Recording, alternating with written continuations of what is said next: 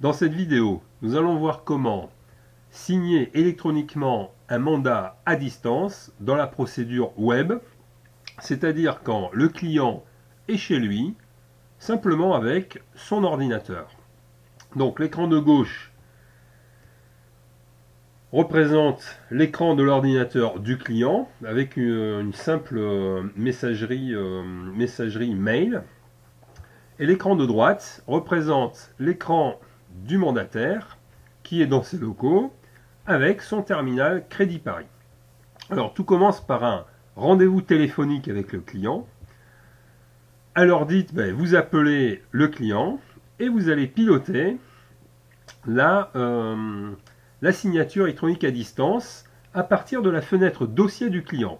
Donc la première chose à faire pour le mandataire, une fois que vous avez votre client au téléphone, ou même un petit peu avant, c'est d'ouvrir le dossier du client.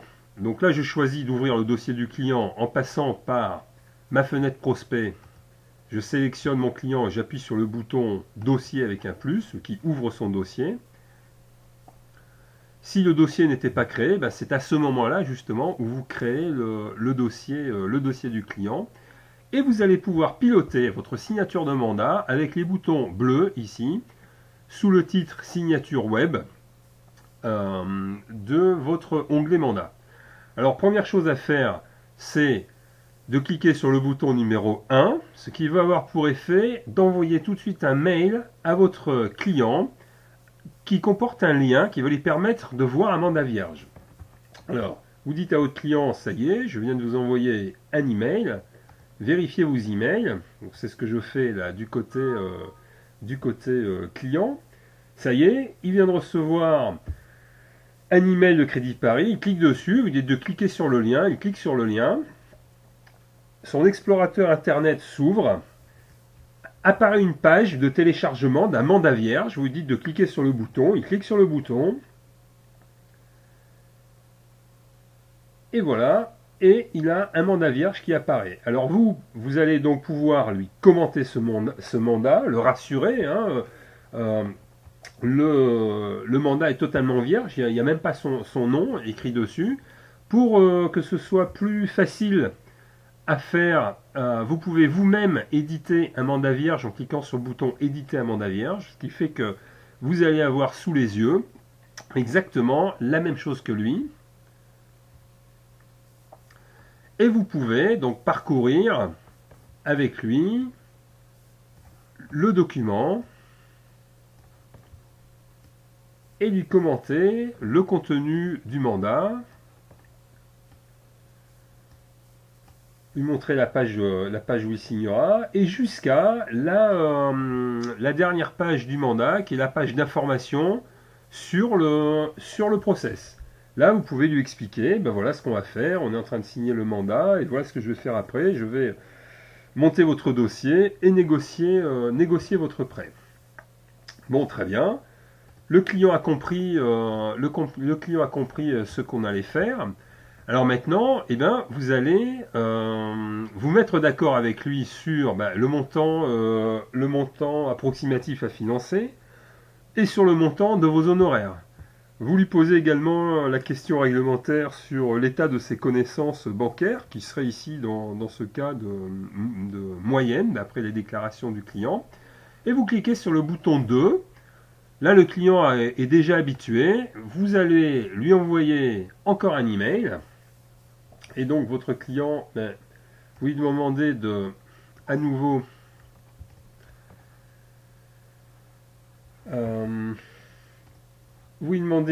donc de vérifier ses emails. Alors, ce qu'il va faire, voilà, il reçoit un nouveau email de votre part, dont le titre est Voir mon mandat avant la signature. Il clique sur le lien. Là, le mandat pour lui, c'est déjà une chose connue. Il clique sur le bouton de téléchargement de son mandat, mais sans sa signature, parce qu'il n'a pas encore signé. Voilà, vous voyez, c'est le même mandat. Maintenant, il commence à être rempli puisqu'il y a les informations du client. Alors regardez en haut, il n'y a pas encore de numéro de mandat puisqu'on n'a pas signé. c'est bien une acquisition immobilière, le montant envisagé c'est bien 250 000, les connaissances bancaires, le niveau de connaissance bancaire du client est renseigné, le pourcentage et le montant des honoraires aussi.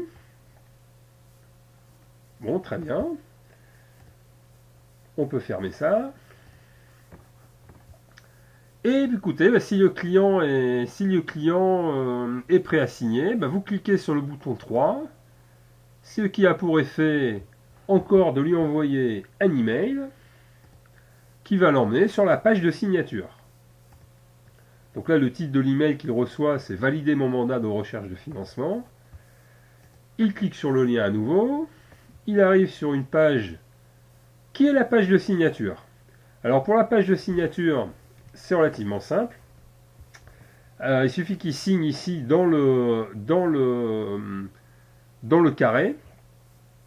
Alors, ce qu'il faudra lui expliquer, c'est que là, on a une contrainte technique, c'est que pour commencer à dessiner, un clic sur le bouton permet d'abaisser le crayon et permet de dessiner. Là, je veux relever le crayon, il faut que je reclique.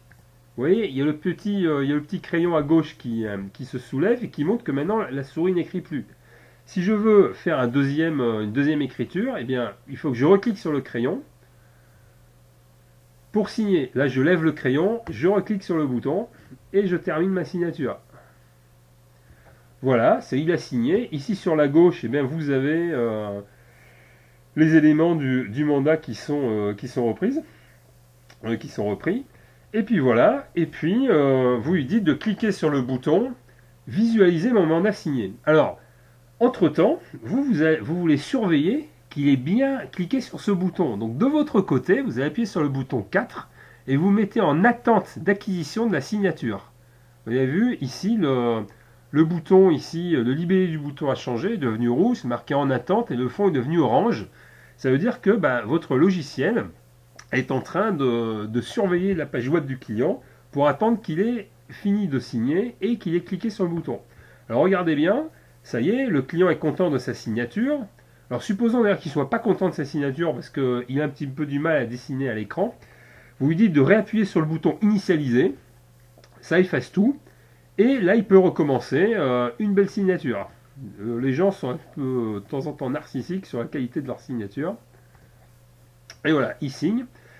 Pendant ce temps-là, tant qu'il n'a pas cliqué sur visualiser mon mandat signé, chez vous ça reste orange, donc vous attendez, vous êtes patient, vous le rassurez au téléphone, vous lui dites de cliquer sur le bouton initialiser pour recommencer s'il n'est pas content de sa signature. Et puis à un moment donné, il est content, il clique sur visualiser mon mandat signé, donc ce qui va avoir deux effets. De son côté, ça va lui afficher son mandat.